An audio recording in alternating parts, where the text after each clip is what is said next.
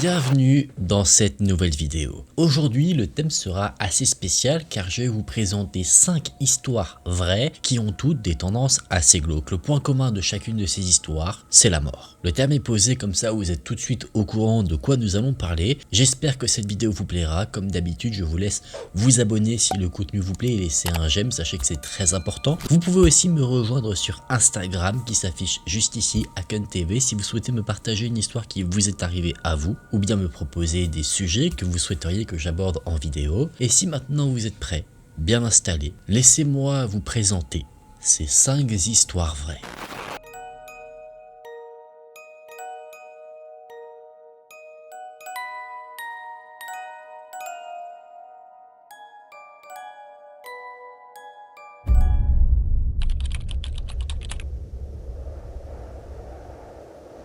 Le 9 septembre 2008, un livreur se rendant dans une station-service aux alentours de Memphis remarque un véhicule qui bloque l'entrée à la station. Voulant effectuer sa livraison, le livreur sort de sa propre voiture et se dirige vers le véhicule qui ne bouge pas afin de demander à la personne au volant de s'écarter du passage. Sauf qu'à sa grande surprise, il tombe nez à nez avec une femme qui semble sans vie. De plus, voyant qu'il y a du sang dans l'habitacle du véhicule, tout de suite le livreur décide de contacter le 911 afin que des secours viennent rapidement sur place. La police arrive sur les lieux et assez rapidement, de par la carte d'identité de la femme, elle est identifiée. Il s'agit de Phyllis Malone, une femme âgée de 31 ans, née en 1976, une locale de la région de Memphis, sachant qu'elle est née dans la ville même et qu'elle a vécu dans ses alentours. Une femme qui a grandi dans une famille nombreuse, famille qui a été frappée par la tragédie car Phyllis a perdu sa mère alors qu'elle était âgée de 5 ans. Elle-même, à 31 ans,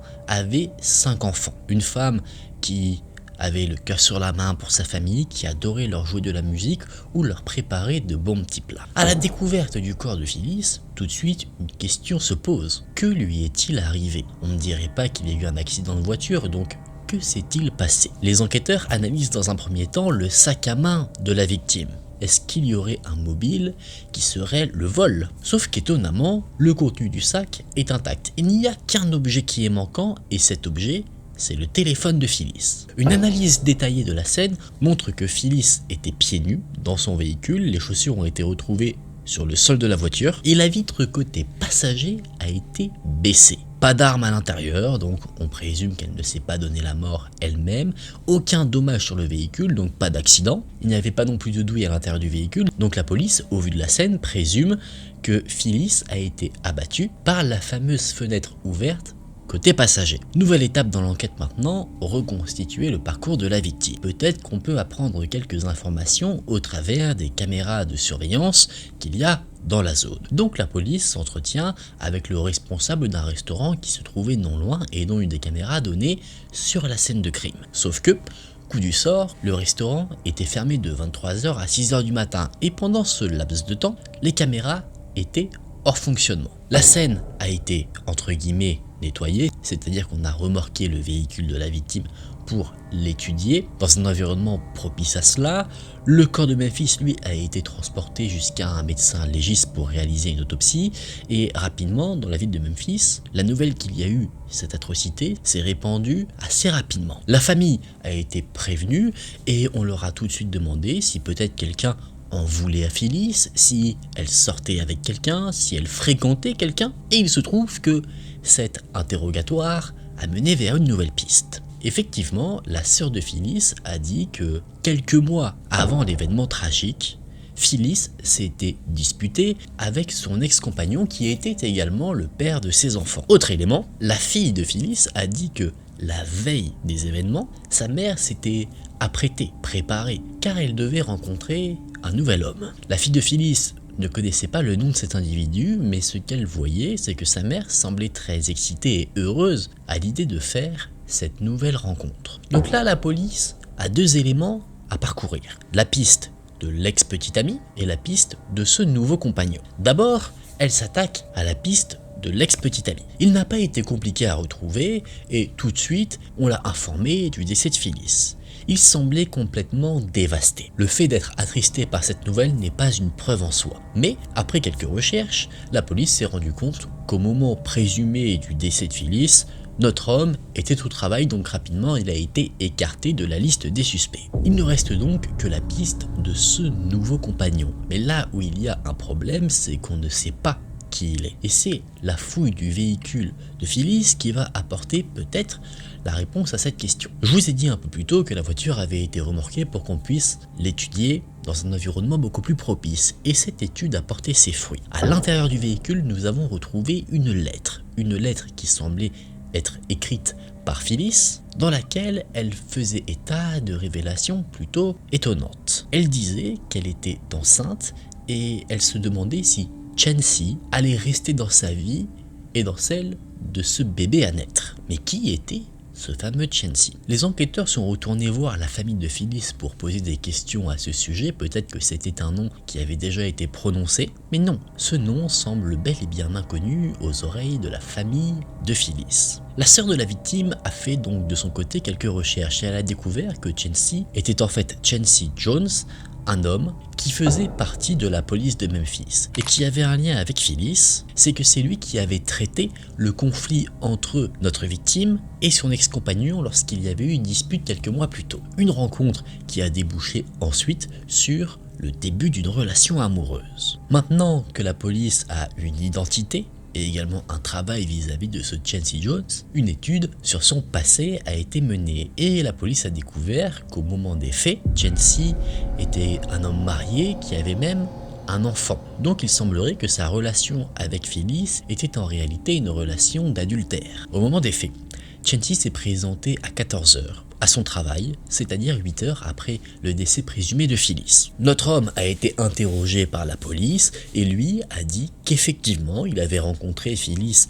lorsqu'il avait géré le conflit avec son ex-compagnon, qu'ils avaient sympathisé, échangé des numéros de téléphone et que c'est là qu'ils avaient commencé une relation amoureuse. Il a vu également notre victime la veille de la découverte de son corps. Phyllis l'aurait appelé et Chancy, étant au travail, a dit qu'il allait la rencontrer un peu plus tard. Et effectivement, ils se sont bien rencontrés à la station-service où le véhicule de Phyllis a été retrouvé. Chancy dit qu'il ne se souvient pas vraiment de quel a été le sujet de conversation. La police l'a confronté vis-à-vis de la lettre qui a été retrouvée et d'un coup, la mémoire est revenue à notre individu. Il a dit que Phyllis lui a avoué qu'elle était enceinte et lui a répondu qu'il avait besoin de temps pour réfléchir. Ne trouvez-vous pas assez surprenant qu'on ne se souvienne pas d'une conversation alors qu'on apprend une nouvelle aussi importante? En plus, la conversation s'est finie d'une manière assez particulière.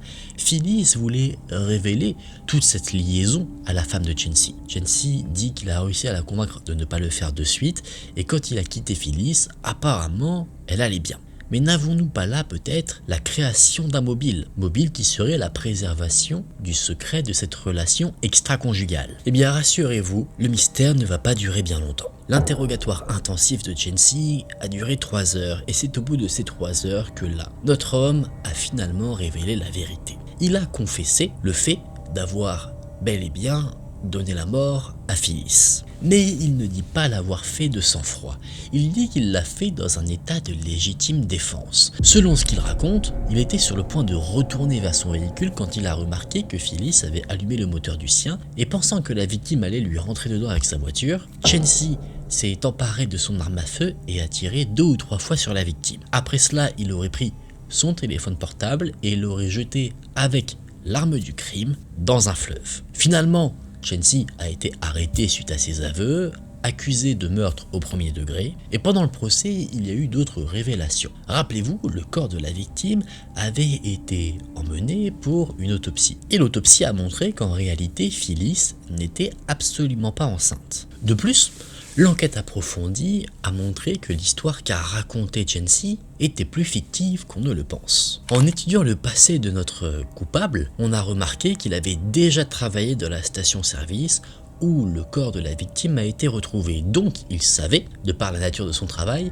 à quelle heure les entreprises alentours étaient fermées. Peut-être était-il même au courant que dans certaines zones, les caméras de surveillance ne fonctionnaient pas dans une certaine tranche horaire. De plus, les experts ont montré que au moment où Phyllis a perdu la vie, elle ne se trouvait pas sur le siège conducteur, elle était sur le siège passager. Donc si on suit le raisonnement de Chency Jones, comment serait-il possible que notre victime tente de l'écraser alors qu'elle n'était même pas au volant de sa propre voiture? Donc, suite à tous ces éléments, la version de l'histoire qui semble être la réalité est la suivante. Chency et Phyllis devaient se rencontrer, une simple rencontre extra-conjugale, car Phyllis, comme ses enfants l'ont avoué, s'était apprêtée pour ce rendez-vous. Au moment du rendez-vous, Phyllis aurait soit parlé de son envie d'avoir un enfant de Chency, ou alors elle aurait même dit qu'elle était enceinte. Et une vive discussion, peut-être violente, s'en est suivie. Et sous la colère, dans la volonté de préserver le secret de cette relation extra-conjugale, sachant que Chency était marié et avait déjà un enfant, il a préféré mettre fin à son problème à l'aide de son arme à feu. Donc, mettant toutes ces preuves en évidence, Chency a été condamné à 24 ans de prison pour un meurtre au premier degré.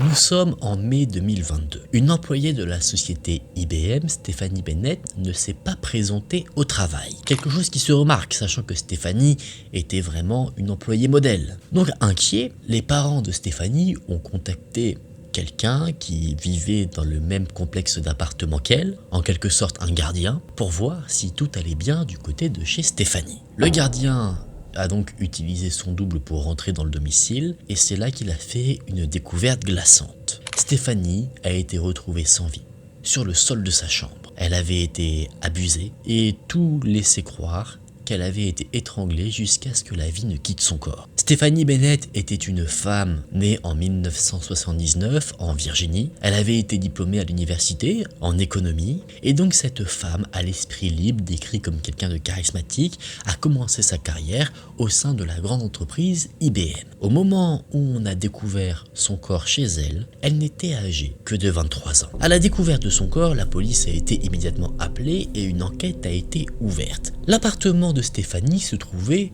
au rez-de-chaussée. Et selon ce qu'a pu voir la police dans un premier temps, l'entrée ne semblait pas avoir été forcée. L'individu responsable de cette tragédie serait entré par la fenêtre de la chambre, car la moustiquaire qui était initialement placée à la fenêtre avait été retirée. La thèse du cambriolage a facilement été retirée de la liste, sachant que rien dans l'appartement n'avait été volé, et ce que la police pense, après avoir découvert un téléphone et une boîte de mouchoirs dans un placard, c'est que l'individu se serait introduit dans le domicile par la fenêtre et aurait attendu que Stephanie ne rentre dans le placard. Malheureusement, aucune empreinte à part celle de Stephanie n'ont été retrouvées permettant de relier quoi que ce soit avec un individu. Des empreintes ont été trouvées, celle de Stephanie et celle d'autres personnes, mais ces empreintes ont rapidement été identifiées. C'était toutes des personnes que Stephanie connaissait et qui étaient autorisées à rentrer dans l'appartement. Donc on pense que Stephanie a connu son tragique destin de la main de quelqu'un qu'elle ne connaissait pas. Le corps de la victime a été emmené pour être examiné.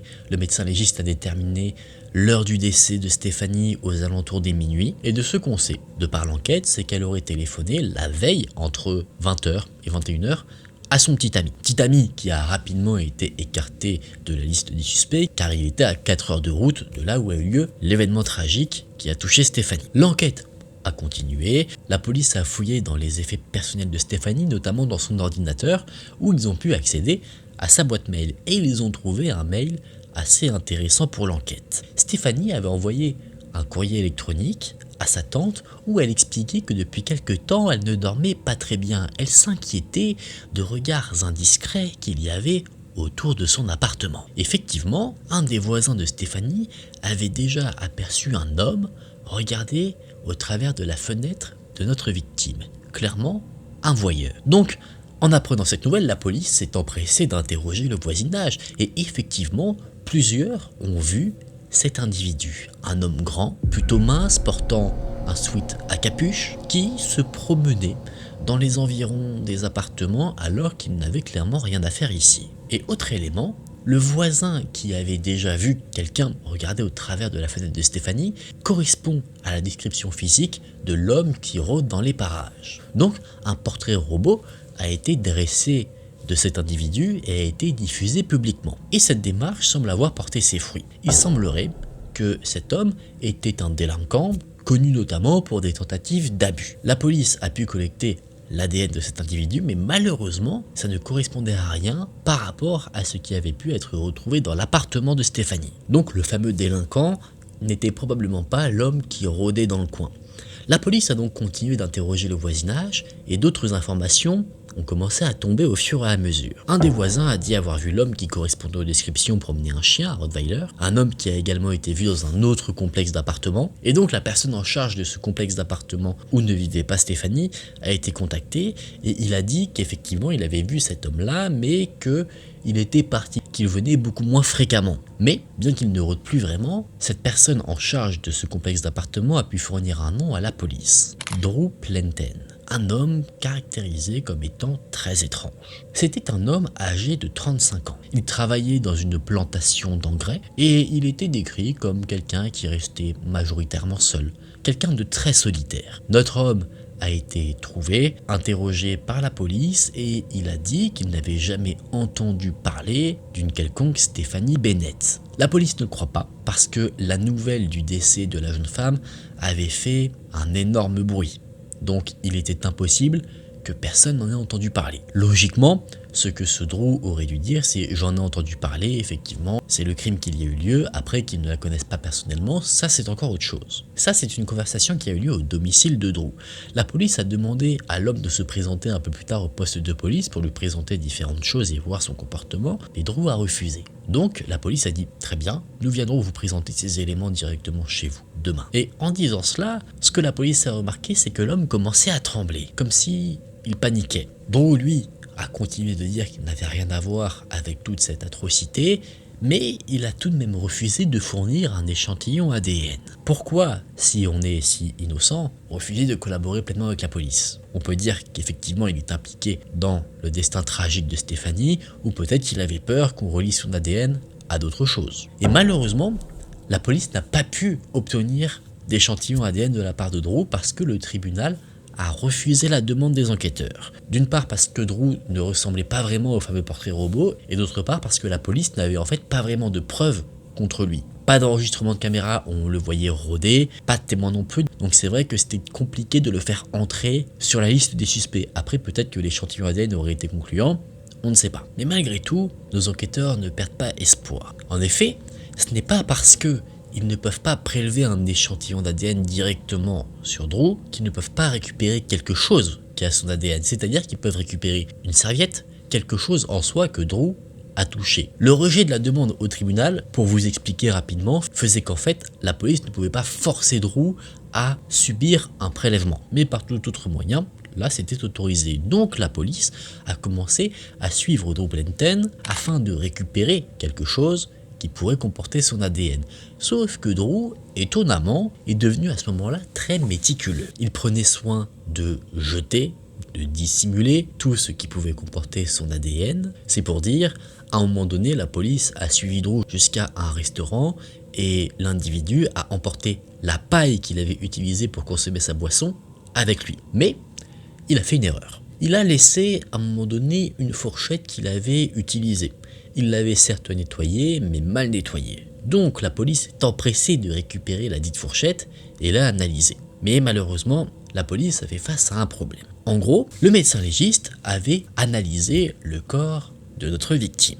Sachant qu'elle avait été abusée, on a pu retrouver l'ADN de la personne qui lui a fait cet acte horrible. Et sur la fourchette, il y avait effectivement une correspondance, bien que faible, avec l'ADN qui a été trouvé sur Stéphanie. Mais le problème, c'est qu'il y avait plusieurs ADN sur la fourchette parce que le restaurant avait mal nettoyé le couvert. Donc cet élément-là ne permettait pas d'accuser directement Drew concernant ce qui est arrivé à Stéphanie. Mais ça a permis d'entrouvrir certaines portes que les enquêteurs se sont précipités de défoncer. Sachant que là maintenant, on a des suppositions sur le fait que Drew soit impliqué, les enquêteurs peuvent maintenant obtenir certaines autorisations, notamment celle de fouiller le lieu où il travaille.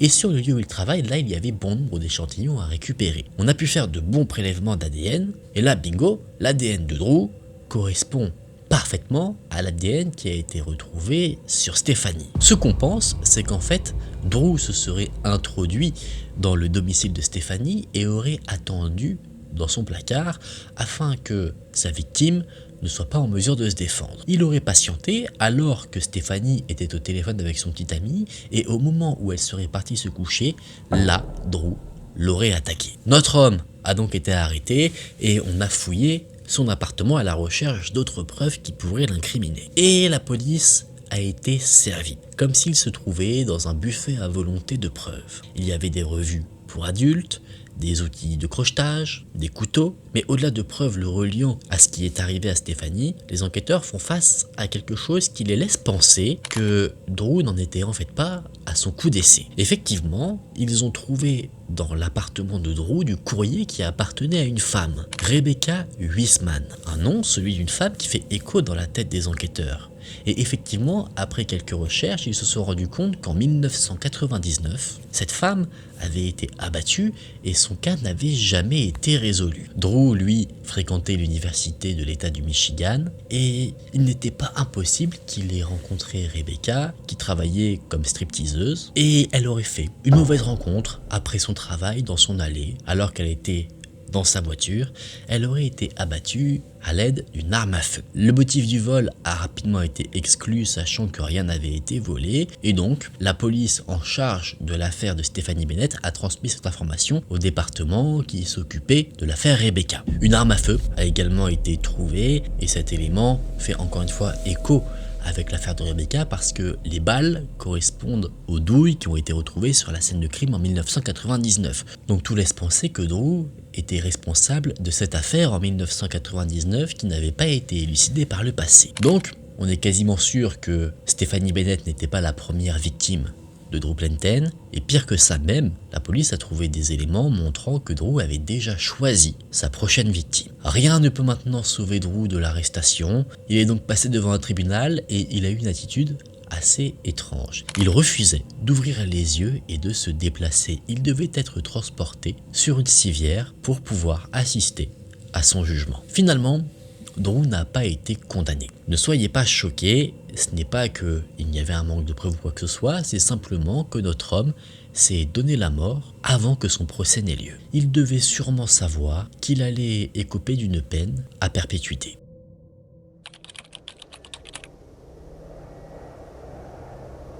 Karen Garcia était une jeune femme âgée de 21 ans. Une jeune femme qui pensait vivre une vie paisible, dans l'amour, mais qui n'a à la place rencontré que la violence. Elle avait rencontré son petit ami, Salvador Garcia. Un petit ami rencontré au lycée avec qui une relation intime s'est créée sur les bancs de l'école mais également au travail, dans un restaurant nommé Granzella. Le couple a emménagé ensemble et ils ont même eu un enfant. La relation entre Karen et Salvador était plutôt tumultueuse.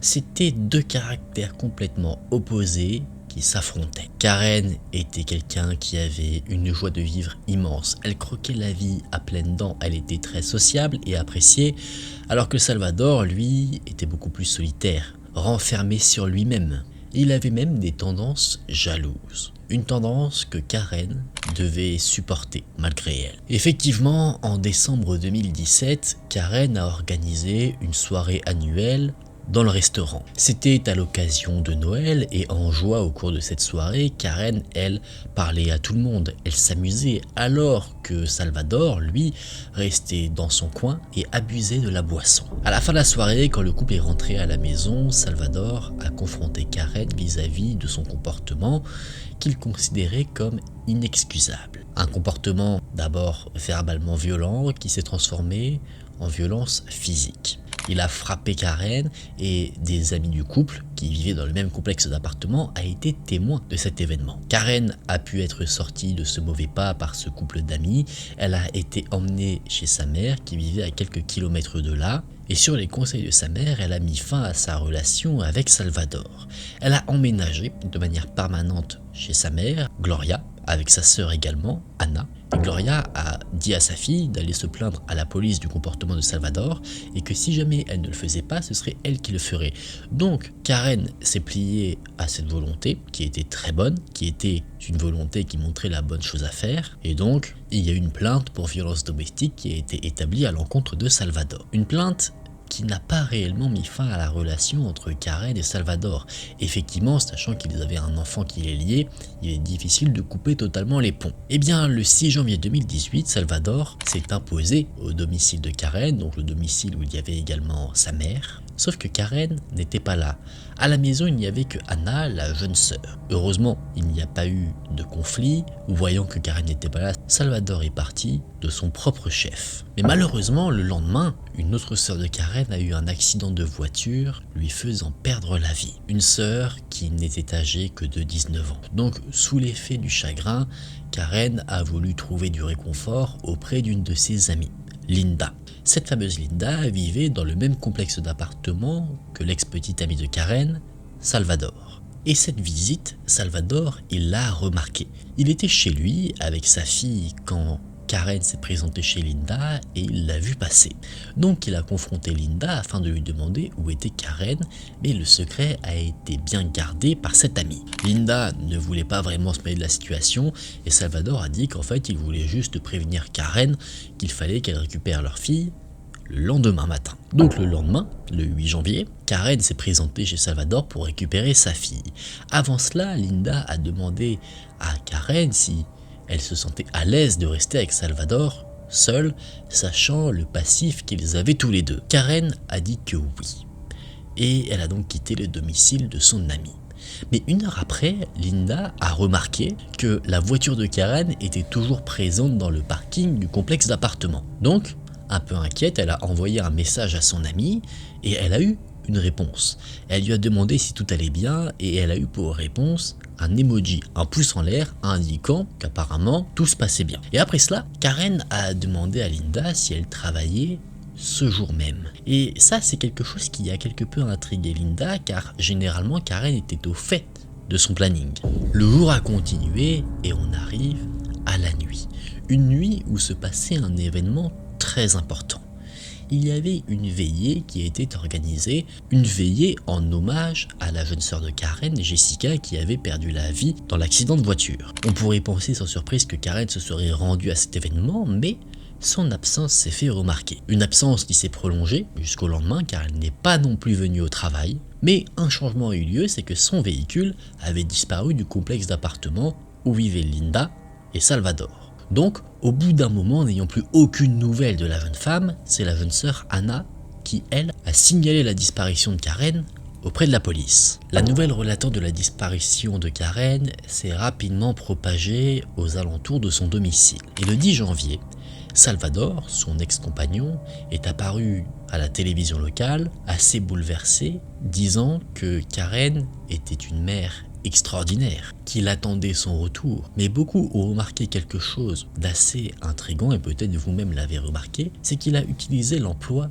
du passé. Il n'a pas dit Karen est une mère extraordinaire et sa fille a besoin d'elle. Il a dit que Karen était une mère extraordinaire, comme s'il savait que la jeune femme n'était plus de ce monde. La police avait d'ores et déjà lancé son enquête pour retrouver Karen Garcia et rapidement ils sont retombés sur la plainte qui avait été déposée à l'encontre de Salvador, cette fameuse plainte concernant les violences domestiques que Karen avait subies. Donc le 12 janvier, Salvador a été emmené au poste de police pour être interrogé, mais il a mis fin à l'interrogatoire au bout de quelques minutes. Mais alors qu'il était au poste de police en train d'être interrogé, d'autres enquêteurs, eux, ont pu se rendre à son domicile afin d'effectuer une fouille. Et cette fouille a été des plus concluantes. Il y avait dans la chambre une quantité importante de sang. Il y avait également une traînée qui montrait clairement que quelqu'un avait été traîné hors de l'appartement. La police pense donc à ce moment-là que Karen n'a pas disparu, mais qu'elle a été victime d'une atrocité. Les enquêteurs pensent que Salvador est responsable, mais ils n'ont à ce moment-là pas vraiment de preuves concrètes qui pourraient le lier au crime. Quelques jours plus tard, le 13, Salvador a organisé une sorte de battue pour retrouver le véhicule de Karen, mais au cours de cette même battue, il a dit à ses amis qu'il devait partir pour aller parler à son avocat, sauf qu'il ne s'est jamais rendu auprès de son avocat. Ce qu'il a fait, c'est qu'il a pris la fuite. Il a dû comprendre que l'étau était en train de se resserrer autour de son cou. Le 14 janvier, une amie de Karen, Angela, a retrouvé la voiture de notre disparu. Elle en est sûre, elle avait la plaque d'immatriculation de son ami et ça correspondait, donc il n'y avait aucun doute possible. Mais ce qui était surprenant, c'est l'emplacement du véhicule. Il était assez loin de là où il était censé être initialement. Effectivement, il était à peu près 60 km du complexe d'appartements où la voiture avait été vue pour la dernière fois. La police est donc tout de suite rendue sur place et à l'intérieur, ils ont trouvé quelque chose qui a répondu à la grande question vis-à-vis de la disparition. Dans la voiture, il y avait sur le siège passager le corps de Karen, donc on sait maintenant qu'elle n'est plus en vie. À côté du corps se trouvait un téléphone avec une empreinte de doigt, une empreinte en sang. Et l'analyse du médecin légiste a indiqué que Karen était décédée suite à de multiples blessures contendantes à la tête. Pour la police, c'est sûr et certain, le responsable de tout cela n'est autre que Salvador. Effectivement, on avait déjà de belles suppositions à son sujet et en plus de ça, il avait pris la fuite. Chose qui s'est confirmée d'ailleurs quand on l'a retrouvé, car il n'a pas été retrouvé en train de mener sa vie tranquillement. On l'a retrouvé plus tard, en août 2019, au Mexique. Il a été arrêté là-bas et extradé vers la Californie. Lors de son procès, il n'a pas caché son jeu, il a plaidé coupable d'homicide volontaire, de l'usage d'armes à feu, de vol, d'enlèvement, et pour tout cela, il a été condamné à 25 ans de prison. C'était une histoire complètement affreuse quand on sait qu'une famille a perdu 2 de ses membres en l'espace de quelques jours.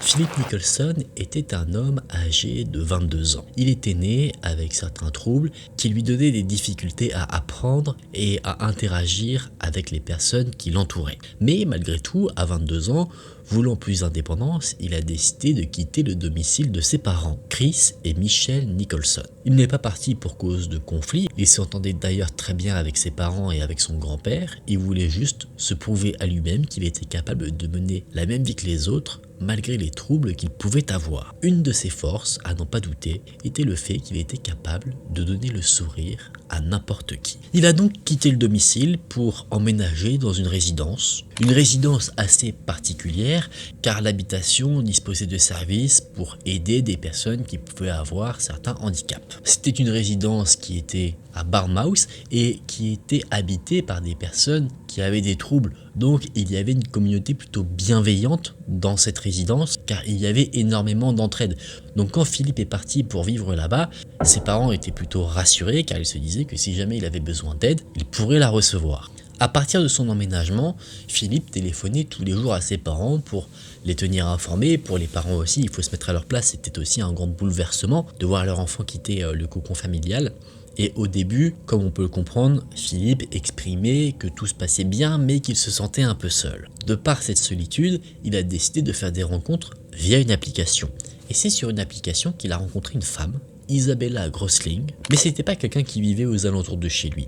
C'était une personne assez gentille, mais qui vivait à peu près 1h30 de train. Un trajet que Philippe a finalement fait, et on ne peut pas dire que les rencontres dans la vraie vie se soient si bien passées que cela.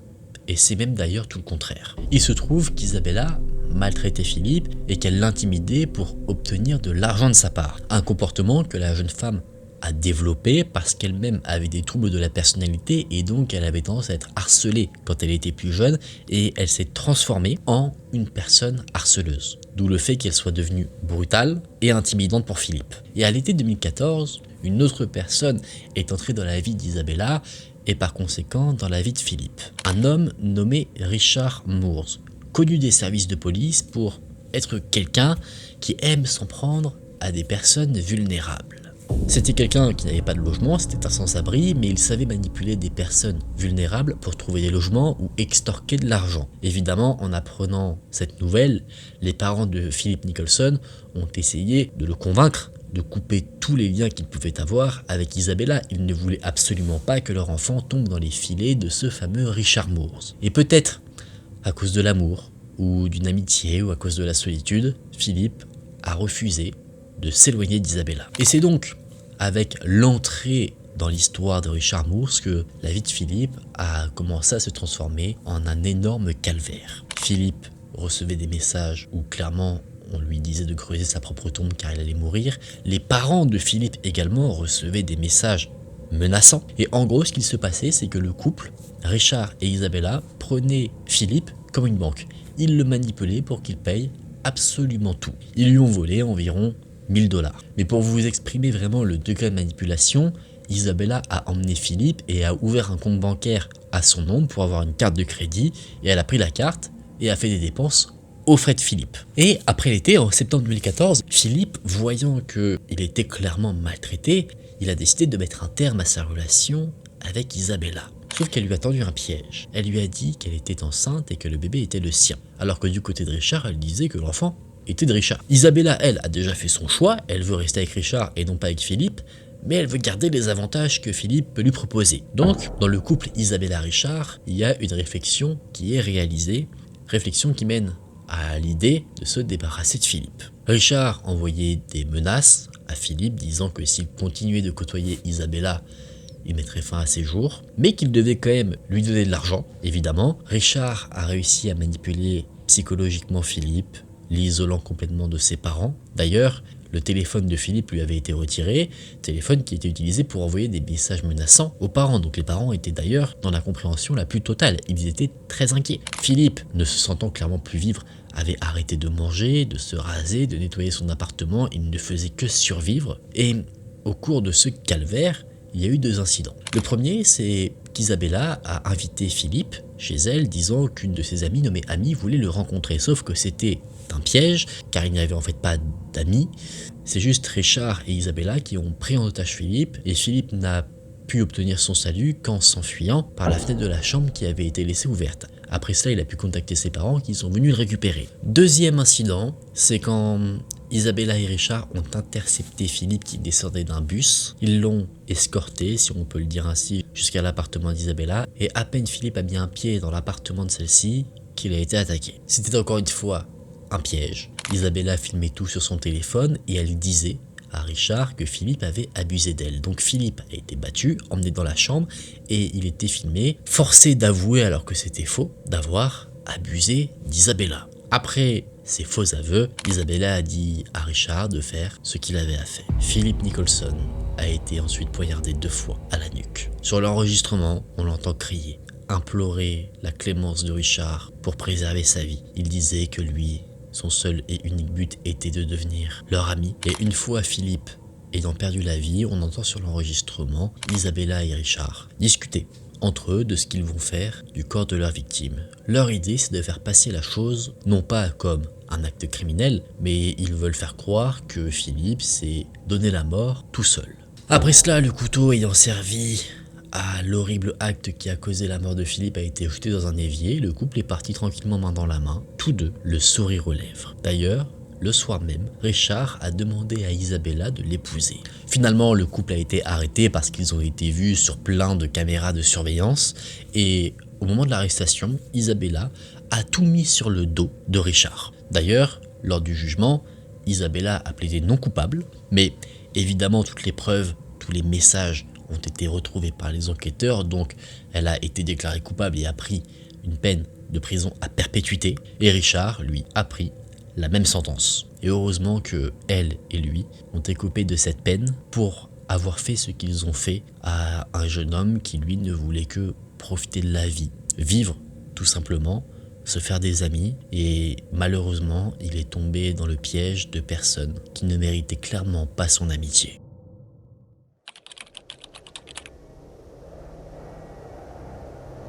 Nicolas Brophy est un jeune homme né le 11 septembre 1996. C'était quelqu'un de très énergique, qui avait toujours un sourire aux lèvres, qui aimait découvrir de nouvelles choses et féru de sport extrême. Il était très proche de sa famille et à l'école, il était considéré comme plutôt bon élève et apprécié de nombreux camarades. Le 8 septembre 2015, peu de temps avant son 19e anniversaire, Nicolas a décidé de passer un peu de temps avec un ami. Il a envoyé des SMS à son ami et ils se sont retrouvés aux alentours des 22h30. Le jeune homme avait prévenu sa mère qu'il ne comptait pas s'éterniser dehors. Et malheureusement, cette sortie-là fut sa dernière. Avec son ami, il a fumé un petit peu. Et au bout d'un certain temps, le duo a décidé de reprendre le chemin vers la maison. Ensemble, ils ont parcouru un peu de chemin. Et c'est vers 22h50 que les deux amis se sont séparés. Nicolas a décidé de marcher un petit peu de son côté, de ne pas prendre la route pour rentrer directement. On suppose qu'il a marché pendant 20 minutes, car il était en contact avec son ami, mais subitement, il a arrêté de répondre à ses messages. Nous arrivons le lendemain matin, le 9 septembre. La mère de Nicolas lui a laissé un peu d'argent pour qu'il puisse s'acheter de quoi manger le midi. Sauf que quand elle est elle-même rentrée pour sa pause déjeuner, elle a constaté que l'argent n'avait pas été touché. D'abord, elle ne pense pas à mal. Elle se dit que son fils n'a peut-être pas vu que l'argent avait été laissé là. C'est quand le soir, Nicolas n'est pas rentré que là, la mère de famille se pose quelques questions. Elle contacte donc des amis de Nicolas et ses amis l'informent que le jeune homme ne s'est pas rendu en cours. Donc en apprenant cette nouvelle, la mère de Nicolas décide de signaler sa disparition à la police. Et tout de suite la police se met sur l'affaire. Mais pas que, la communauté également appréciant le jeune garçon se met à la recherche de celui qui a disparu. Mais malheureusement, que ce soit du côté de la police ou des personnes comme vous et moi, personne ne sait ce qu'il est advenu du jeune homme. Le temps avance jusqu'au mois de novembre de la même année et la famille du jeune homme propose une récompense pour quiconque aiderait à retrouver Nicolas qui ne donne encore aucun signe de vie. Et il semblerait que cette récompense ait permis de faire avancer l'affaire plutôt rapidement. Effectivement, ça a fait beaucoup de bruit. Donc au lycée où étudie Nicolas, ce montant assez important, 50 000 $ tout de même, a fait parler et un des lycéens semblait en savoir plus qu'il n'y paraît. Un certain Justin Baker. La police a été mise au courant que ce jeune garçon en savait long sur l'affaire et donc il a été entendu par la police et il a parlé d'une zone boisée, près d'une ligne électrique, un endroit où apparemment on pourrait retrouver le fameux disparu. Et effectivement, des mois plus tard, le 26 avril 2016, le crâne du jeune garçon a été découvert. C'est à l'aide de son dossier dentaire qu'on a pu finalement l'identifier. Et l'analyse du crâne est sans appel. Nicolas a été battu. Son crâne présentait 6 fractures réalisées avec un objet contondant. Mais qu'est-ce qui a bien pu se passer? Est-ce que Nicolas avait des ennemis? Avait-il des mauvaises fréquentations? Ou est-ce qu'il a fait une malheureuse rencontre? Pour le moment, l'enquête ne permet pas de le dire. On continue donc de s'intéresser au jeune Justin Baker. Comment est-il possible qu'il en sache autant? La réponse est simple, c'est qu'il était là au moment où Nicolas a perdu la vie. Mais il n'était pas seul, il y avait également 2 autres individus en sa compagnie. Un certain Zach Linklater et un autre nommé Mark Thomas. Apparemment, au moment des faits, la fameuse nuit où Nicolas a arrêté de donner le moindre signe de vie, apparemment les 2 individus sont allés à l'appartement de Justin, mais lui a dit être trop fatigué pour sortir. Mais Zach et Mark sont restés et ensemble, ils ont bu quelques verres. Lors de cette soirée, il y a eu une conversation sur des gangs et les 2 amis de Justin lui ont demandé s'il faisait d'ores et déjà partie d'un groupe de criminels. Justin a répondu que non et c'est là que Mark a sorti un couteau disant que ce soir même, ce serait son initiation. Finalement, c'est un bâton de métal qui est préféré au couteau, bâton qui aurait pu causer les fameuses blessures retrouvées sur le crâne de Nicolas. Justin et Mark se sont battus, ils ont chacun reçu 50 coups de poing dans le ventre qui faisaient partie de ce rituel initiatique pour rentrer dans un gang. Visiblement le fameux Zach en faisait déjà partie. Ensuite le groupe est sorti, ils se sont promenés en ville et ils auraient vu Nicolas marchant seul alors qu'il rentrait chez lui. Justin a expliqué que Zach a désigné Nicolas comme cible, mais il n'y avait pas de mobile particulier. Si quelqu'un d'autre à la place de Nicolas se trouvait là, c'est ce quelqu'un d'autre qui aurait été la victime du groupe. Et chose surprenante d'ailleurs à ce moment-là, Justin lui connaissait Nicolas, il le connaissait de l'école. Toujours selon ce que raconte Justin, Zach a ordonné à Mark d'attaquer le jeune homme, et ensemble ils lui ont volé ses lunettes, son portefeuille, son téléphone, et ensuite ils l'ont emmené dans un endroit plus isolé. Une fois arrivé à l'abri des regards, Zach a essayé d'étrangler le jeune homme avec un lacet, mais ça n'a pas marché. Donc, alors que Nicolas essayait de se remettre de ses différentes blessures au sol, le groupe d'assaillants l'ont rué de coups. Après cela, c'est le fameux bâton en métal qui a été utilisé. Ils ont ensuite laissé Nicolas sans vie. Ils l'ont juste recouvert de branches pour pas qu'il ne soit retrouvé. Et ils sont partis. Ce qui a permis de valider toute cette histoire racontée par Justin, c'est qu'il a évoqué quelque chose que les enquêteurs n'ont jamais rendu public. Près de là où on a retrouvé le crâne de Nicolas, il y a une chaussette qui avait été laissée. Chaussette qui a été laissée par les assaillants qui appartenaient à Nicolas, il lui avait retiré une chaussette. Et ce détail-là, évoqué par Justin, indique que l'histoire qu'il raconte semble être la vérité. Donc après le terrifiant témoignage du jeune homme, une alerte est lancée pour retrouver les 2 autres assaillants. Et ils ont été retrouvés, fort heureusement, quelques jours plus tard. Mark et Zach, au cours de leur procès, ont tous les deux plaidé coupables pour meurtre au 1er degré. Justin, lui, a plaidé coupable pour meurtre au 2e degré parce que lui n'a pas directement attaqué Nicolas. Lui, son rôle, c'était de surveiller les alentours. Finalement, Justin, Mark et Zach ont tous les 3 été condamnés à la même peine, la peine à perpétuité.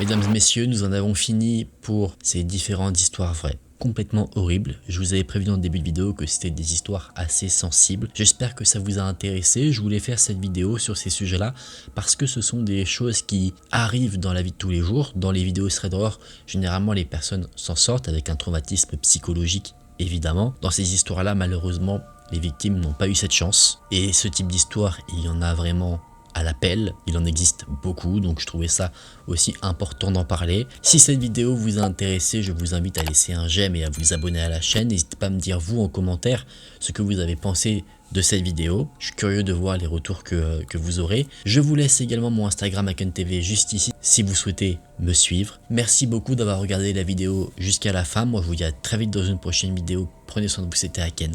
Salut!